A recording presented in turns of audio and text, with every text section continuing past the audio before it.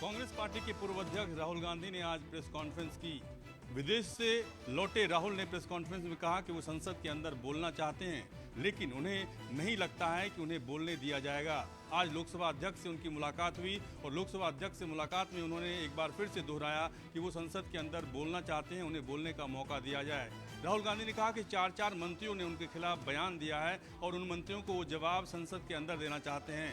अमूमन जब भी राहुल गांधी प्रेस कॉन्फ्रेंस करते हैं तो वो पत्रकारों के सवाल जवाब को भी लेते हैं, लेकिन आज चूंकि संसद में उन्हें बोलना था, इसीलिए पत्रकारों के सवाल का जवाब उन्होंने नहीं लिया और उन्होंने कहा कि वो संसद के अंदर ही जो बोलना होगा वो बोलेंगे। आज फिर से एक बार अडानी मामले पर जिक्र करते हुए राहुल गांधी ने कहा कि प्रधानमंत्री और अडानी के बीच क्या रिश्ता है। जिस तरीके से लगातार उनके बयानों को एक्सपंज किया गया, क्योंकि जो उन्होंने बयान दिया था संसद के अंदर अडानी मुद्दे पर, वो बयान न्यूज़पेपर के बेसिस पे था, रिसर्च के बेसिस पे था। उन्होंने ऐसा कोई बात नहीं रखी थी जिस बात को एक्सपंज किया जाए, लेकिन लोकसभा अध्यक्ष के द्वारा उस बात को एक्सपंज किया गया। कैमरा पर्सन सुनील के साथ रमन कुमार, दिल्ली, न्यूज़ 24। मगर मुझे नहीं लगता का मुद्दा छाया रहा। हालांकि विदेश यात्रा से लौटने के बाद राहुल गांधी आज संसद भवन पहुंचे और कांग्रेस पार्टी ने ट्वीट कर उनका स्वागत किया और कहा, शेर वापस लौटा। इतना ही नहीं, इसके अलावा जब राहुल गांधी से पूछा गया कि क्या संसद में जो उनके माफ़ी की मांग हो रही है, क्या वो माफ़ी मांगेंगे, इस पर राहुल गांधी ने छोटा सा जवाब दिया और कहा कि जब उन्हें बोलने का मौका मिलेगा तो वो सदन में अपनी बात को रखेंगे। माफ़ी के सवाल को वो टाल गए। इससे पहले लगातार केंद्रीय मंत्री कटाक्ष करते नजर आए राहुल गांधी पे। केंद्रीय मंत्री अनुराग ठाकुर ने कहा, घर आया परदेसी, वेलकम टू पार्लियामेंट, आप आइए और यहाँ आम लोगों से जुड़े हुए मुद्दे उठाइए, संसद आपका इंतजार कर रहा है। लेकिन जब जब सदन की कार्यवाही शुरू हुई, आज भी उसी तरह हुआ और पिछले 3 दिन से भी लगातार राहुल गांधी के नाम पे राहुल गांधी माफ़ी मांगो का नारा सत्ता पक्ष के लोग लगाते हैं, तो वहीं विपक्ष महंगाई, बेरोजगारी समेत हिंडनबर्ग और अडानी मामले पे जेपीसी की मांग पर अड़े हुए हैं और हंगामा होता है और सदन की कार्यवाही स्थगित हो जाती है। कुमार गौरव, न्यूज़ 24, दिल्ली। संसद में विपक्ष का ये ह्यूमन चेन आप देख सकते हैं। ये ह्यूमन चेन विपक्ष की तरफ से बनाया इसीलिए गया है ताकि प्रधानमंत्री मोदी और सरकार को भ्रष्टाचार के सवाल पर घेरा जा सके। मोडानी नाम दिया गया है। तमाम रिकॉर्ड कहा जा रहा है कि जांच होनी चाहिए। जो पूरा मसला है वो बजट सत्र की शुरुआत से देखा जा रहा है कि सरकार को घेरने के काम लाया जा रहा था। इस मुद्दे पर सरकार के खिलाफ प्रदर्शन सिर्फ संसद में नहीं बल्कि सड़कों पर भी दिखा। कांग्रेस के कार्यकर्ताओं ने दिल्ली में अनोखा प्रदर्शन आयोजित किया।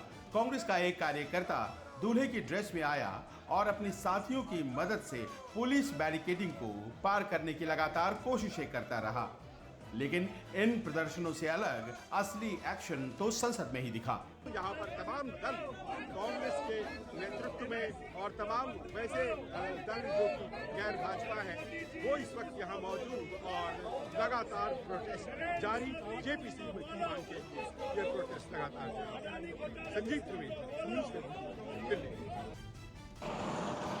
आम आदमी पार्टी के वरिष्ठ नेता और दिल्ली के पूर्व उप मुख्यमंत्री मनीष सिसोदिया की मुश्किलें कम होते नाम नहीं ले रही। दिल्ली शराब नीति में भ्रष्टाचार के मामले के बाद अब एक और मामला सीबीआई द्वारा मनीष सिसोदिया के खिलाफ दर्ज हुआ है। मनीष सिसोदिया के खिलाफ सीबीआई ने फीडबैक यूनिट मामले में केस दर्ज कर लिया है। आरोप है कि आम आदमी पार्टी ने साल 2016 के आसपास एक फीडबैक यूनिट तैयार की थी। फीडबैक यूनिट से कई लोगों की जासूसी की गई। यह भी आरोप है कि इस यूनिट में भर्ती किए गए लोग केंद्र सरकार के बिना परमिशन के किए गए थे। सीबीआई द्वारा मनीष सिसोदिया के खिलाफ एफआईआर दर्ज कराने के मामले पर अरविंद केजरीवाल ने ट्वीट कर कहा कि प्रधानमंत्री द्वारा मनीष सिसोदिया के खिलाफ कई झूठे मामले थोपकर उन्हें लंबे समय तक जेल में रखने की योजना है। ये देश के लिए बहुत दुखद है। आपको बता दें कि मनीष सिसोदिया ईडी के गिरफ्त में है और कल उन्हें दिल्ली के राउस एवेन्यू कोर्ट में पेश किया जाएगा। नई दिल्ली से कैमरा पर्सन हरिंदर के साथ अमित पांडे, न्यूज़ 24। दिल्ली हाईकोर्ट ने लैंड फॉर जॉब मामले में बिहार के डिप्टी सीएम तेजस्वी यादव को 25 मार्च को सीबीआई हेडक्वार्टर दिल्ली में पेश होने का निर्देश दिया है। साथ ही सुनवाई के दौरान सीबीआई के वकील ने हाईकोर्ट को बताया है कि इस महीने सीबीआई तेजस्वी यादव को गिरफ्तार नहीं करेगी। तेजस्वी यादव ने सीबीआई द्वारा दिल्ली हेडक्वार्टर के सामने पेश होने के लिए जारी समन को दिल्ली हाईकोर्ट में चुनौती दी थी। तेजस्वी यादव ने सीबीआई के समन को रद्द करने की मांग करते हुए कहा था कि जब वो पटना में रह रहे हैं, सीबीआई उन्हें दिल्ली में समन जारी कर रही है, जो नियम विरुद्ध है। तेजस्वी यादव ने सीआरपीसी की धारा 160 का हवाला देते हुए कहा था कि नोटिस केवल स्थानीय क्षेत्राधिकार में ही जारी किया जा सकता है। तेजस्वी ने यह भी दलील दी थी कि राज्य में बजट सत्र चल रहा है, इसलिए उनका सदन में रहना जरूरी है। सीबीआई के वकील ने दलील दी कि जब उनको पहला समन भेजा गया था वो दिल्ली में ही थे और शनिवार को कोई सेशन नहीं चलता। सीबीआई के वकील ने कहा कि दिल्ली में बाकी आरोपियों से तेजस्वी को आमने सामने बैठाकर पूछताछ करनी है, इसलिए उनका पेश होना जरूरी है। भले ही इस महीने सीबीआई गिरफ्तारी नहीं करी, लेकिन अगर वो तथ्य तेजस्वी यादव के खिलाफ हुए तो सीबीआई गिरफ्तारी से परहेज नहीं करेगी, क्योंकि जांच इसीलिए हो रही है। कैमरामैन उमेश के साथ प्रभाकर मिश्रा, न्यूज़ 24 दिल्ली।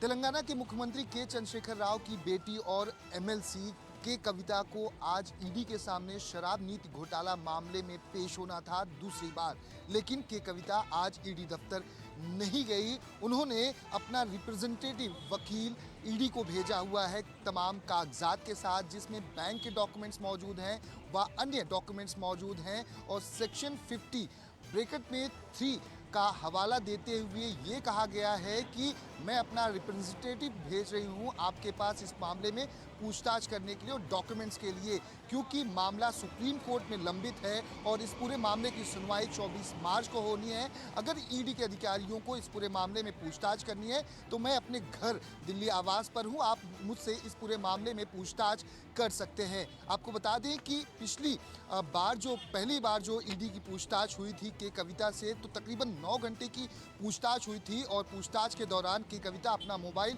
घर पर ही छोड़कर गई हुई थी। तो ईडी के अधिकारियों ने उनका मोबाइल फ़ोन मंगवाया हुआ था और मोबाइल फ़ोन को सीज कर लिया था। आने वाले समय में के कविता की मुश्किलें और भी बढ़ सकती हैं। कैमरामैन दीपक के साथ दीपक दुबे, न्यूज़ 24 दिल्ली। जम्मू कश्मीर के विधानसभा के चुनाव जल्द से जल्द कराए जाएं। जम्मू कश्मीर के पूर्व मुख्यमंत्री फारूक अब्दुल्ला के नेतृत्व में 12 राजनीतिक दलों ने केंद्रीय चुनाव आयोग से मुलाकात की और मुलाकात के बाद इन नेताओं ने एक सिरे से मांग की कि जल्द से जल्द जम्मू कश्मीर के विधानसभा के चुनाव कराए जाएं। इसके पीछे तर्क ये दिया जा रहा है कि हाल के दिनों में चुनाव आयोग ने अपनी रिपोर्ट दे दी, परिसीमन जम्मू कश्मीर का हो गया, जिसके तहत जम्मू और कश्मीर के रीजन में टोटल 47 और 43 विधानसभा सीटों का बंटवारा हुआ, कुल 90 विधानसभा की सीटें हो गई।